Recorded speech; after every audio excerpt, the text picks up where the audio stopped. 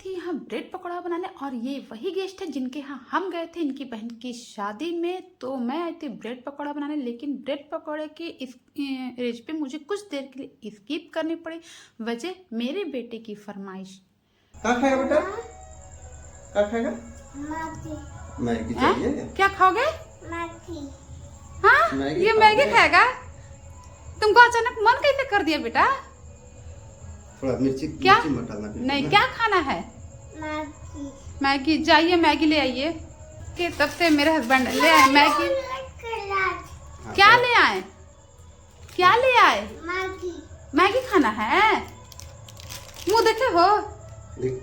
आ तो मैंने अपने ब्रेड पकौड़े की रेसिपी स्किप कर दी थी थोड़ी देर के लिए और मैं आ गई थी यहाँ मैगी बनाने के लिए मैंने सबसे पहले बॉयल वाटर किया था, फिर मैगी मैंने क्रश करके डाल दिया था, फिर मैगी मसाला, फिर हल्दी और नमक। इसके अलावा मैंने कुछ नहीं डालता, मिलाकर मैंने उसे ढक दिया था क्योंकि ये बच्चों के लिए मैं बना रही तो और कोई मसाला नहीं डाल सकती या फिर स्पाइसी कुछ भी नहीं, क्योंकि मैगी तो वैसे भी अनहेल्दी होता है। यहाँ पे उसे ढकने के बाद और बिल्कुल आँच उसके मध्यम करती थी। फिर यहाँ आ गई थी मैं अपने ब्रेड पकौड़े की भी तैयारी कर रही थी, साथ में हमारे हो गए थे मैगी में। मेरे बेटा कुछ ज़्यादा उसे खाने का मन था। सबसे पहले मैंने अपने ब्रेड पकौड़े में डाला था लहसुन अदरक का दरदरा पीसा हुआ, फिर जीरा, फिर मिर्चा। और जब मिर्चा अच्छे से आपके अदरक लहसुन भुन जाए तो उसमें जीरा डाल देना, जीरा चटकने लगे तो उसमें मिर्चा डालना, मिर्चा के जब बीज अच्छे से फूटने लगे तो आप उसमें डाल देना प्याज को आपको ज़्यादा नहीं भुनना है, हल्का सॉफ्ट हो जाने के बाद उसमें मैं डाल दी थी काश्मीरी लाल मिर्च, नमक और हल्दी। जब आपकी मसाले की अच्छी सी खुशबू आने लगी, ज़्यादा आपको नहीं भुनना है ताकि वो जल जाए, नहीं हल्की से खुशबू आने लगे तो मैंने इसमें डाल देता है आलू मैश किया हुआ, अच्छे से मैश किया हुआ आलू।